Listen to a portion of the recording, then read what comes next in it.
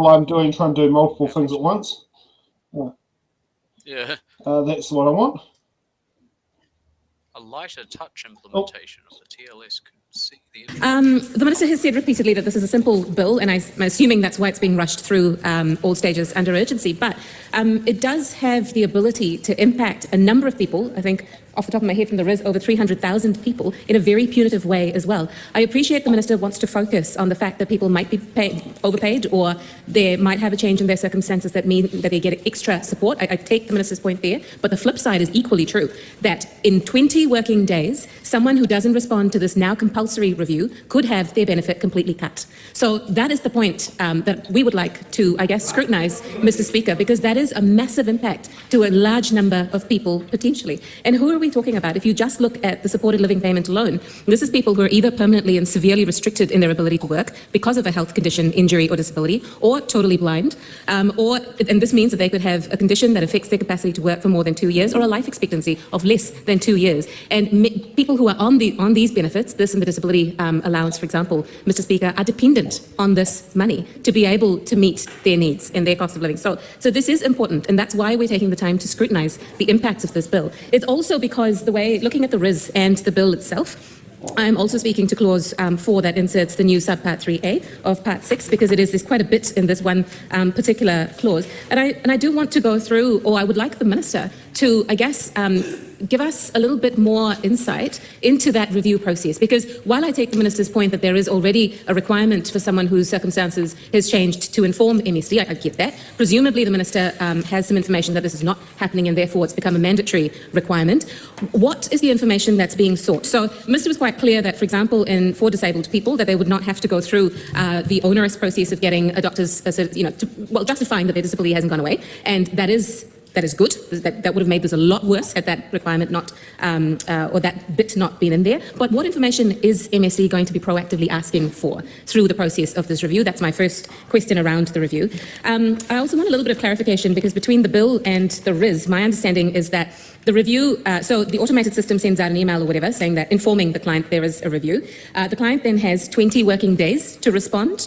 And according to the RIS, if the client doesn't respond to their review, their assistance can be stopped on the review date. So within 20 working days, someone who perhaps hasn't seen this automated requirement could actually have their benefit cut completely. Is that correct, Minister? I'd like some clarification around that and what information will be required as well. I also have a little bit of, I would like some clarification around the wording between the RIS and the bill around the 52-week provision, or the mandatory review in 52 weeks is different, because in the RIS it says at least once in 52 weeks. Are there then circumstances that the Minister thinks that might warrant a review conducted twice within a 52-week period? Is there a possibility that there will be more than one review within this 52-week period? I would like to know that, because Mr. Chair, while the Minister has consulted extensively with herself on this bill as the Minister for Disability Issues, what I'd like to know is whether she's actually consulted with those who will be impacted potentially by this, the disability communities, because I'm sure she's heard the motto, nothing about us without us. For quite a long time that was not put in practice with disability communities. There's a huge amount of anxiety from the community about that. Mr. Chair, I've got a few more points that I'd like to get to, and I'd like to finish this as well. Thank you. So I would like to know what consultation, if any, has happened with disabled people, with people on the disability allowance and receiving the supported living payment, on the potential impact to them as a result of this legislative change. I do also want to point out, I made quick mention of it, but has the Minister heard from disabled people the anxiety around even the current provision of a 52-week review? Now, I'll draw the Minister's attention to some of the submissions. I know CCS Disability, for example, put a submission in. It is to a different bill, the Social Security Amendment Bill, but that was when job seeker reviews was going from 52 weeks to 26 weeks. And overwhelmingly, the response or the submissions to that was that it was unfair, but that even 52 weeks caused a huge amount of anxiety. So we do have, while we don't have a select committee process to tease out the detail of this bill, that is transferable submission. And has the Minister considered the submissions to that bill that are relevant to this provision, and how then does she justify increasing the anxiety for people who are already feeling a significant amount of stress at the status quo? So the other question that I have around the particular review is of the specified benefits. So it says in this clause and in the bill that it only relates to specific benefits, and I would like some clarification from the Minister as to why these benefits are in and others aren't.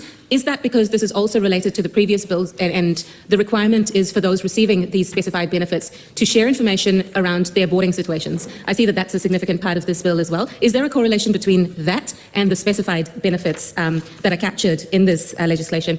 I do also want to get some clarity around the exceptions regime that is in this bill. And I note that they are quite specific. It is good that a client in a residential disability care facility or a rest home is in the exceptions part of this bill and will not be subjected to a mandatory review. But it looks to me from this list that the bar is incredibly high. So only those in the residential disability care facilities or rest homes, only when there's a state of local or national emergency where MSD then can't do what they need to do to carry out this. But who decides the exemptions list? There is also a bit in the bill that says exemptions where MSD can exempt an individual, so that's proactive, if someone contacts them proactively. Is there any flexibility in this, or does the automation remove that flexibility as well? What flexibility does MSD have to create an exception for someone from this mandatory review? Are there, these are examples, I take that these are examples in the bill, but are there any other circumstances where an exception can be considered by MSD? Finally, and I'll just end on this, the Minister mentioned that there is, I think she said, a raft of ways to undertake the review and for MSD staff to be flexible when they're dealing with, for example, disabled people or people for whom English may be a second language. And I would like the Minister to share what some of those ways are in terms of flexibility. Again, given the huge amount of correspondence that I've been getting, and I know she's been getting too, because we're often copied into the same emails, around that anxiety that disabled people specifically have with MSD already. This compounds that, and I'd like to know what flexibility MSD staff have. And just before we go, my guess is no, I do not think Louise is going to answer the question. Laura. Okay, I bet $1 million that she's not going to answer it. If she answers it, here's what I'll do. I'll eat my hat.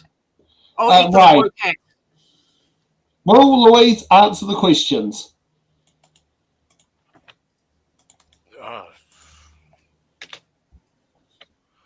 Flip a coin. 50%. Okay, interesting. Yeah, 40%. Hope. Sorry, I was reading a lot. Go. Honourable Louise Upston. Mr Chair, it might be helpful to go through again some of what that mandatory review covers, but just a reminder, every client of MSD has a responsibility upon receipt of financial support from taxpayers to advise MSD of any change of circumstances. So the first thing is that the automated decision-making step or process at the start is purely to notify a client by MyMSD or by post. It's not a separate system, it's using their existing systems. So MSD will send notification to the client asking them to confirm the information they hold on them. That information will be totally dependent on their circumstances, but will include things like their income, including their partner's income, their relationship status, if they have dependent children in their care, boarder or renter information, disability-related costs and accommodation costs. So that is and I've gone through the process and ways that they can provide that information, so I'm not going to go over that again. If a client says to MSD they need more time to correct that information or provide that information, an extension may be granted. If the client doesn't respond within the time frame, then MSD will suspend the benefit until they get the information they require, and of course then they'd restart the benefit based on those circumstances. Francisco.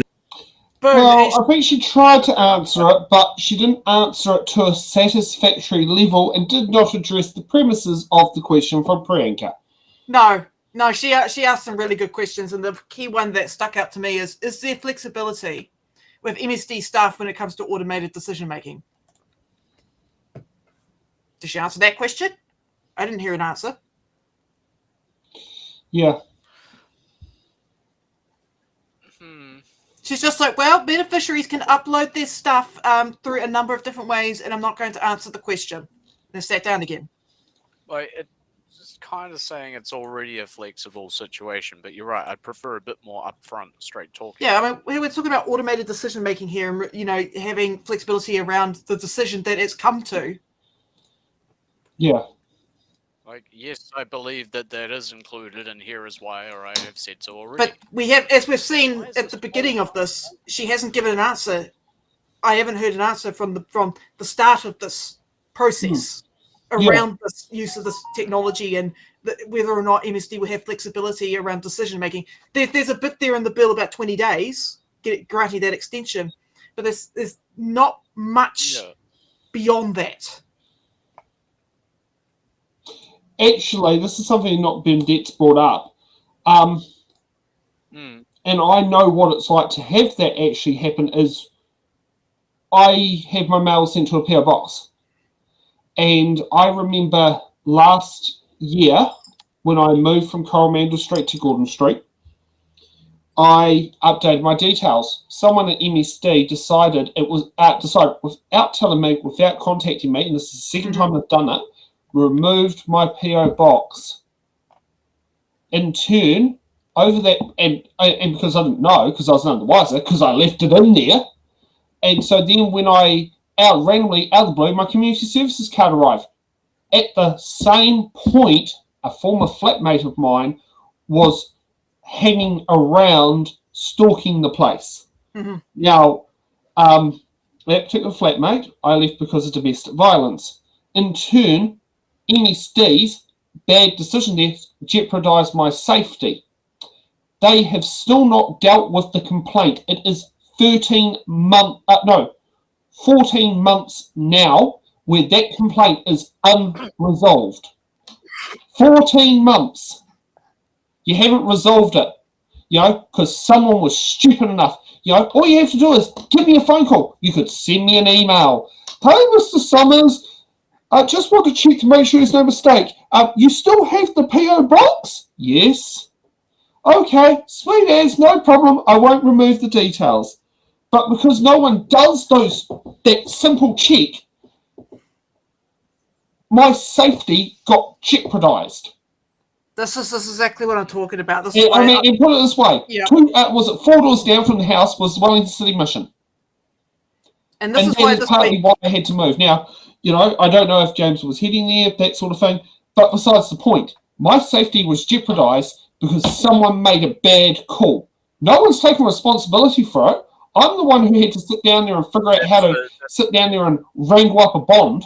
If it wasn't for the phone call from Kim to the Martin Harvesty store, I wouldn't have had $1,400 in the bank account literally that day to sit there and pay the bond. Because, when you move out, not everything lines up.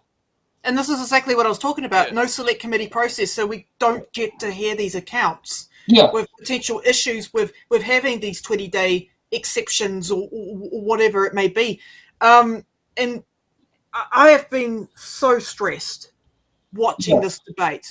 And the lack of clarity and answers from Louise, and I get where Ray is coming from when you want to engage in good faith. I understand and I'm sorry if I got a bit grouchy, but No, I'm not angry at people that are asking questions. I'm angry at Louise for not being transparent and for not giving us the opportunity to engage on this amendment. She denied us that by taking it to urgency. And that's what's really hurting me, because it's a slap in the face. Yeah. And you are reminding me and the chat's reminding me, how did that miss? All you had to do was put it in the box, follow the procedure for your department, and make sure you spend somebody, checks in with each other. I don't understand how it doesn't happen. I have better luck, which suggests prejudice, and I dislike that strongly. Yeah, it's dealings with MSD, but whenever I did, I had like the 6 weeks, 3 weeks grind of well, stand down and make sure you've done everything, blah blah blah, and then usually when it's good, it's good, and then I find a job, fine. But others don't seem to get that. It's possibly because it's wonderful, but it might be because you probably have complained at the past and that there has been notes put on file, don't muck around. Because I do know there was at one stage on my file that was, don't muck around, it's not worth the hassle. I do know that was on there at one stage. I was always very thorough, and I mean, usually when I ended up there, it was because I needed counselling because of life pressure. So I suppose there's that. I was put into that stream, but I don't know. Like, definitely the language barrier is a big part of it, and yeah, you gotta start the day well. I'm just really upset with how this is going to mostly impact disabled people. because all of them have trouble. They already have trouble communicating. They're already stressed. Yeah. And then you put more pressure on them to comply. And it's like what Pamjit Palmer said. It's like, just comply and everything will be okay. Well, some people have trouble complying because they don't understand what they need to comply with. You know, yeah. And also, the thing of just comply, is it actually, you know, was the compliance request reasonable? Yeah. And was it ethical? You don't want to be telling Blake Forbes to sit there and walk into the Winds office. It ain't going to happen. You know, and if you punish him because he does not sit there and work, doesn't change the fact that he can't walk in there and needs to be in there in a wheelchair. And that's the problem. We've got dickheads in working income who do these stupid things. I woke up and cried this morning because that's how stressful this bill is. I have had a younger brother who was on job seekers, and he was told by a case manager that ADHD isn't real. Just pull yourself up by your bootstraps and get a job. Otherwise, you got to leave home, okay? Or we're going to cut your benefit. Go get a job. Just completely ignoring the fact that he has an actual diagnosis for a condition that impacts his ability to work, and his case manager refused to listen to him. This is what we're talking about. So we're dealing with crackpot people who sit there and go, oh, ADHD is a fad because I heard that on the platform with Sean Plunkett. Yeah. And maybe an automated decision process can help to prevent those sort of outcomes. Maybe it can. I don't know. But I would have loved to have had data around this. Yeah. But we don't have it. And it's gone to urgency. So we don't know. Yeah.